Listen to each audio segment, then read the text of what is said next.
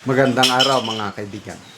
Bigyan natin ng reaction, opinion itong post ni post ng News 5, banat ni Senator Ivy laban sa administrasyong ito. Sabi, nagpasaring si Senator Amy Marcos sa mga inaatupag umano ang impeachment at pamumulitika sa gitna ng kinakaharap na problema ng bansa, gaya ng patuloy na pagtaas ng presyo ng produktong petrolyo. Sabi niya, nasaan ang kaluluwa niyo para magsilbi sa bayan? Binulag na kayo ng paghihiganti at kasakiman sa kapangyarihan. Wala namang pinangalanan ang senadora sa kanyang payag. Bahala na tayo sino yung sinasabi niyang wala kayong, nasaan ang inyong kaluluwa? Puros kayo paghihiganti. Puros takot, puros pamumulitika kayo. Sino ang kanyang pinasaringan? Sabi niya pa dito, may namumuong digmaan. 140 pesos per litro na ang diesel. Hindi na namamasada ang mga tsuper. Ang inaatupag nyo ay impeachment at pamumulitika. Tignan natin ang reaksyon ng taong bayan. 61,000 ang nag-react, 28,000 ang tumatawa. Sinong tinatawanan, I believe, ang mga nag-aatupag sa impeachment. And then, 26,000 nag-like. Sino ang nilike nila? I believe si Senator Amy. And then, 4,300 ang lumuluha. Nakakaawa talaga ang kalagayan natin na ganito na tayo naghirap. Puros politika pa ang inaatupag. Comment, Yole Montales. Siyempre, trabaho nila yan. Bakit kung di itutuloy ang hearing ng impeachment case?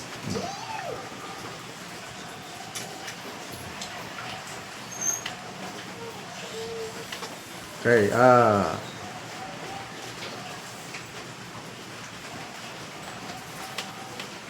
William Villamero.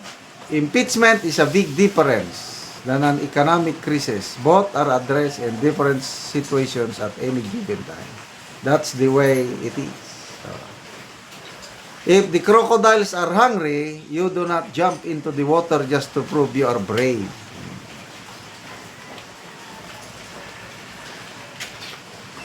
You drag the fight into the land where proof matters more than performance. Good decision for BP Sara. Yung hindi pag-attend ni BP Sara sa hearing, that's a good decision, sinasabi dito. Kasi nga, tama. Ang mga buhaya nasa tubig, sa ilog. Bakit ka tatalon doon sa lungga, teritoryo ng mga buhaya? Talo ka. Ipaahon mo yung buhaya. Sa lupa, may pag-asa ka. Pwede mo silang matamaan. Galing. Joanne Dichoso, even in the middle of national challenges, impeachment is ang inaatupag. Okay. Sinabi naman ni Congressman Terry Ridon, kaya daw nilang pagsabayin. Atupagin ang namumuong krisis o krisis na, inamin naman nila, at gagawa ng mga measures para maka-cope up tayo sa national emergency. And I believe, nagawa naman nila. Kasi, nandun na yung batas ba yun, bill ba, na magbibigay ng kapangyarihan sa Pangulo na pwede niya nang i-cancel ang excise tax. Ang problema, ang palasyo. Ayaw nilang aminin na may krisis eh. Kung hindi pa nagalit si Senator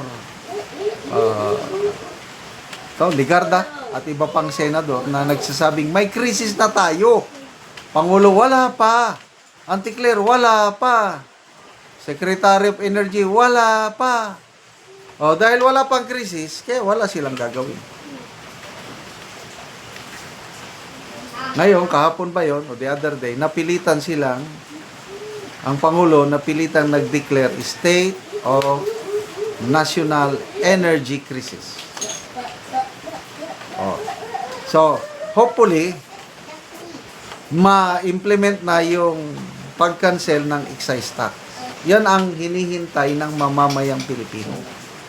Kasi daw, pag nawala na yung excise tax ng langis, bababa ang presyo ng fuel ng 10 pesos. Oh, malaking bagay yan. Nag-gas up ako kahapon. Pinili ko, ang pinakamahal na nakita ko, 123 dito sa Mindanao. At least may nakita pa kaming 115 pesos per litro, kaya doon kami nag-gas up. Sa Manila ata yan, nakabot na ng 140. Ay, di ba, mayroon pa lang yung Big 3 na gasolinahan. Mahal. May nakita ko, 134 ata. Yung diesel sa isa sa mga Big 3. So, talagang God save the Philippines na lang tayo ngayon. Kaya tama yung post ni Attorney Rowena Gonson, kaawaan nawa tayo ng Diyos dahil ngayon lang ito nangyari. Yung ganyang presyo ng ang naging advantage lang nito is kakaunti na ang tumatakbong sakyanan. Hindi na masyadong matraffic. Yun lang ang advantage. But all the rest, tumaas. Kaya, konting higpit. Yung sinturon, mga kaibigan. Yung biyahe-biyahe, iwasan. Yung kain-kain sa labas, iwasan.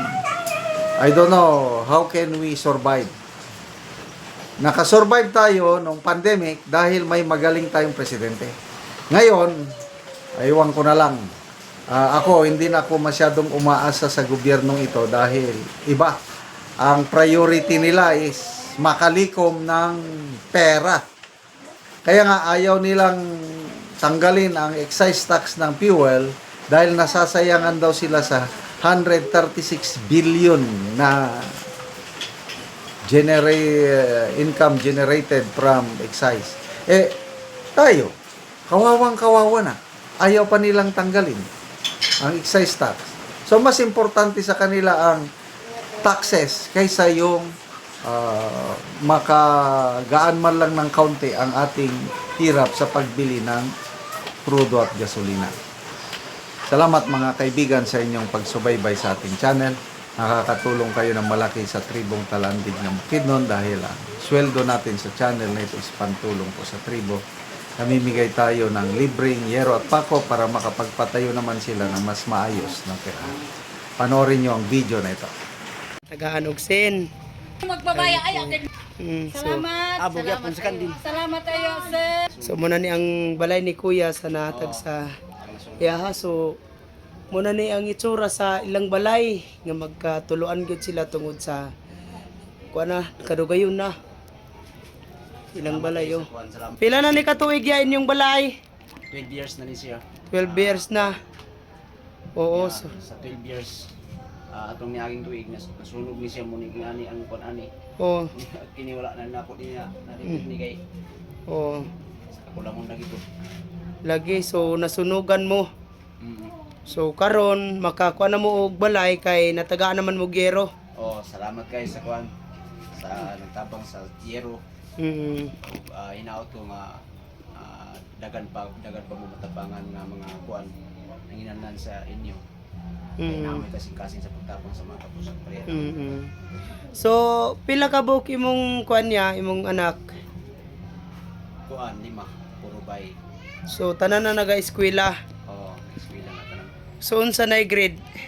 Ang isa ka anak na ako nag-eskwela sa USTP, diya sa Mirayon. Dahil sa Pandayon, sa Boksok, sa Talakag. Duha ka college na ako. So Elementary o high school ang ban. oo, so kuan ra gyud biya ba ang imong pagpaningkamot? Unsa may imong trabaho ya? Panday ra ko niya ay ra pud ko maka-income na imo ko panday pud sa ako. Oo. So kuan gyud medyo lisod gyud ang kinabuhi. So nasunugan pa mo, inani pang itsura sa inyong balay nga dako na kayog mga buslot. Oo, so salamat kayo ya. Sige, salamat. God bless. Oo. So muna niyang itsura sa balay ilang kuya nga nasunugan sila.